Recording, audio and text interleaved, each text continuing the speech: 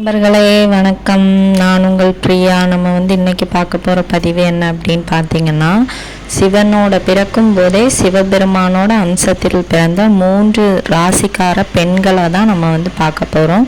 அது என்னென்ன ராசி உள்ள பெண்கள், யார் யாருக்கெல்லாம் அந்த ராசி இருக்குது. அப்போ உங்களுக்கு ஒரு டவுட் வந்திருக்கும், நம்ம 3 ராசிக்கார பெண்கள்னு சொல்லிட்டோம். ஸோ அந்த 3 ராசியில் இருக்கிற பெண்களுக்கு மட்டும்தான் அப்போ சிவபெருமானோட அந்த அனுகிரகம் கிடைக்குமா? அப்போ மற்றவங்களுக்கெல்லாம் சிவபெருமானை பிடிச்சது, சிவபெருமானை இஷ்ட தெய்வமாக வச்சுருக்காங்க அப்படின்னா அப்போ அவங்களுக்கெல்லாம் அவரோட அருள் கிடைக்காதான்லாம் அவங்களுக்கு டவுட் வரலாம். அப்படி கிடையாதுங்க. எல்லாருக்குமே சிவபெருமானோட பரிபூரணமான அருள் கிடைக்கும். இந்த 3 ராசிக்கார பெண்களை எடுத்துக்கிட்டீங்க அப்படின்னா இவங்க பிறக்கும் போதே கர்மவினையின் அடிப்படையில் சிவபெருமானை இஷ்ட தெய்வமாக கொண்டு பிறக்கக்கூடிய ராசிக்கார பெண்கள்.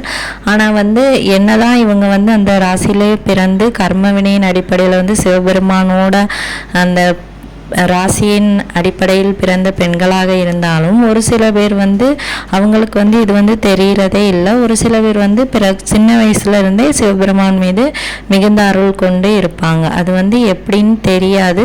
அவங்களோட கர்ம வினைகள் அடிப்படையில் அப்படி அவங்களுக்கு விதிகள் அமைஞ்சிருக்கும். உங்களுக்கு சிவபெருமானை பிடிக்கும் அப்படின்னா கண்டிப்பாக மறக்காம நம்ம இப்போ சிவபெருமானின் அம்சத்தில் பிறந்த 3 ராசிக்கார பெண்கள் யார் யாருன்னு சொல்லிட்டு வரிசையாக பார்த்துருவோம். முதல் ராசிக்கார பெண்கள் யார் அப்படின்னு பார்த்தீங்கன்னா மேச ராசிக்காரங்க. இவங்க பிறவியிலே கர்ம வினையின் அடிப்படையில் சிவபெருமானின் அம்சமாகவே பிறந்த பெண் ராசிக்காரர்கள். ஆனால் இவங்களுக்கு அது தெரியுமா தெரியாதான்னு தெரியாது. ஆனால் ஒரு சில பேர் பார்த்திங்கன்னா சின்ன வயசுலேருந்தே சிவபெருமான் மீது ரொம்பவும் பற்று கொண்டவர்களாக இருப்பாங்க. எந்த சாமி உங்களுக்கு பிடிக்கும்னு கேட்டால் சிவபெருமான்னு சொல்லக்கூடிய அளவுக்கு அவங்களுக்கு என்ன காரணம்னே தெரியாமல் சிவபெருமான் மீது அவ்வளவு ஒரு பக்தியோடு இருப்பாங்க. இவங்க அடுத்தவங்களை கஷ்டப்படுத்தணும் அந்த மாதிரியெல்லாம் நினைக்க மாட்டாங்க.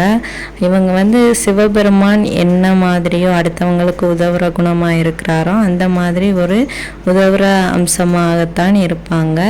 இவங்களோட மனசும் அதே போல் மென்மையானதாக இருக்கும். ஒவ்வொருத்தங்களுக்கும் தன்னால் முடிஞ்ச அளவுக்கு உதவி செய்யணுங்கிறத ஒரு மனசை இந்த மேசராசிக்கார பெண்கள் வச்சுருப்பாங்க. இவங்களோட வாழ்க்கை துணையாக வரப்போகிறவங்களுக்கு இந்த ராசிக்கார பெண்களை நீங்கள் திருமணம் பண்ணீங்க அப்படின்னா கண்டிப்பாக உங்களோட வாழ்க்கையில் ஒரு பெரிய முன்னேற்றம் இருக்கும். அதனால் மேசராசிக்கார பெண்களாக இருந்தாங்க அப்படின்னா தாராளமாக நீங்கள் திருமணம் செய்யலாம். இவங்க நல்ல ஒரு சகிப்புத்தன்மையும் எல்லாத்தையும் ஏற்றுக்கக்கூடிய ஒரு பக்குவமான மனம் கொண்ட ஒரு பெண்களாக இவங்க இருப்பாங்க. ஸோ அதனால் இந்த மேசராசிக்கார பெண்கள் பிறவியிலே சிவபெருமானின் அம்சம் கொண்ட பெண் ராசிக்காரர்களாக இருக்கிறாங்க. இரண்டாவதாக பார்க்கக்கூடிய ராசி கடகராசிக்கார பெண்கள். இந்த கடகராசிக்கார பெண்கள் சிவபெருமான் அம்சமாக பிறந்திருக்காங்கன்னு நம்ம ஏன் சொல்கிறோம் அப்படின்னா சிவபெருமானுக்கு ரொம்ப பிடித்தது யார்? பார்வதி தேவி. இந்த பார்வதி தேவியின் முழு அம்சமான பார்வதி தேவியோட அந்த ராசி என்ன ராசி அப்படின்னு பார்த்தீங்கன்னா கடகராசி.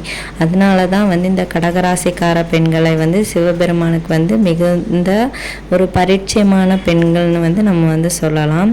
சிவன் இல்லை சக்தி இல்லை, சக்தி இல்லை சிவன் இல்லைன்னு சொல்லுவாங்க. அதே மாதிரி தான் இந்த கடகராசிக்கார பெண்களும் அவங்களோட வாழ்க்கையில் சிவபெருமானை ஒரு நேரம் கும்பிட தொடங்கிட்டாங்க அப்படின்னா இவங்களோட வாழ்க்கையே ஒரு நல்ல விதமாக மாறும் அப்படின்னு சொல்கிறாங்க. ஏன்னா சிவபெருமானுக்கு பிடித்தமான சக்தி தேவியோட ராசியை பெற்ற கடகராசிக்கார பெண்களுக்கு சிவபெருமான முழு அருளும் கிடைக்குதுன்னு சொல்லப்படுது. ஸோ நீங்கள் எவ்வளவுக்கு எவ்வளவு சிவபெருமானை கும்பிட்றீங்களோ அந்த அளவுக்கு உங்களோட வாழ்க்கை ஒரு சுபிட்சம் அடையும் அப்படின்னு சொல்கிறாங்க. இந்த கடகராசிக்கார பெண்களோட வாழ்க்கையை பார்த்திங்கன்னா இவங்களோட வாழ்க்கையில் எப்பவும் சந்தோஷமும் அப்புறம் இவங்க எவ்வளோ கஷ்டம் வந்தாலும் அதை பொறுத்துட்டு அதை சகிச்சிட்டு அவங்களோட லைஃப்பை தொடர்ந்துட்டே தான் இருப்பாங்கன்னு சொல்லப்படுது. இவங்க ஒரு என்ன சொல்கிறது, ஒரு கல் மனசு எப்படி இருக்குமோ அந்த மாதிரி தான். ஆனால் வந்து அதுக்குன்னு வந்து இவங்க வந்து கல் நெஞ்சக்காரங்கன்னு நம்ம வந்து சொல்ல முடியாது.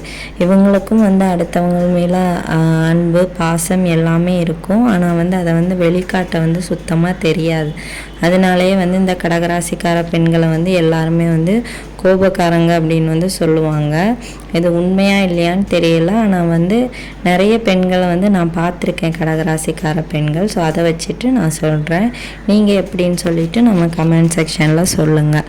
அதுக்கப்புறமா 3ஆவதாக நம்ம பார்க்கக்கூடிய ராசி வந்து கன்னி ராசிக்கார பெண்கள். காதலுக்கு பேர் போன ராசி கன்னி ராசின்னே சொல்லலாம். உங்களுக்கு வந்து காதல் வாழ்க்கை வந்து நல்லா இருக்குன்னு சொல்கிறாங்க. ஆனால் வந்து காதல் வாழ்க்கையை வந்து நீங்கள் வந்து மனம் முடிக்கிறது வந்து பெரிய விஷயமா இருக்கும். அதே மாதிரி நீங்கள் இந்த கன்னிராசிக்கார பெண்களுக்கு வந்து சிவபெருமானோட மனம் வந்து அப்படியே வந்து அமைஞ்சிருக்குன்னு சொல்லுவாங்க. சிவபெருமானுக்கு எப்படி இந்த அகில உலகத்தையுமே காக்கக்கூடிய ஒரு பண்பு இருக்குதோ, எல்லா மக்களுக்கும் வந்து சமமான அன்பினை நம்ம வந்து கொடுக்க வேணுங்கிற மனம் இருக்குதோ, அதே மாதிரி தான் இந்த கன்னிராசிக்கார பெண்களும் அவங்கக்கிட்ட யாரெல்லாம் பழகுறாங்களோ அவங்கக்கிட்ட வந்து அவ்வளோ ஒரு அன்பாகவும் ஒரு நட்பாகவும் வந்து இருப்பாங்களாம்.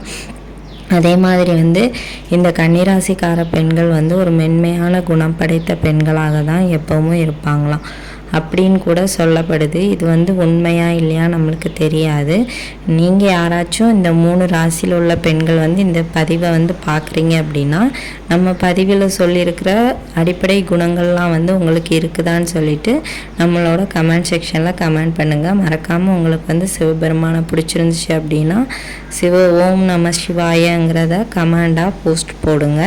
நானும் வந்து பார்த்து தெரிஞ்சுக்கிறேன் எவ்வளோ பேர் வந்து நம்ம வீடியோஸ் வந்து பார்க்குறீங்க அப்படின்ட்டு. உங்களுக்கு பிடிச்சிருந்தா மட்டும் நீங்கள் வந்து கமெண்ட் பண்ணுங்கள். இந்த பதிவு வந்து உங்களுக்கு வந்து உபயோகமாக இருக்கும்னு நினைக்கிறேன். உபயோகமாக இருந்துச்சு அப்படின்னா லைக் பண்ணுங்கள், மறக்காமல் ஷேர் பண்ணுங்கள். உங்களோட தெரிஞ்சவங்களுக்கும் வந்து இந்த பதிவை வந்து பகிர்ந்து கொள்ளுங்கள். இந்த வீடியோவின் முழு பதிவை பார்த்ததற்கு மிக்க நன்றி.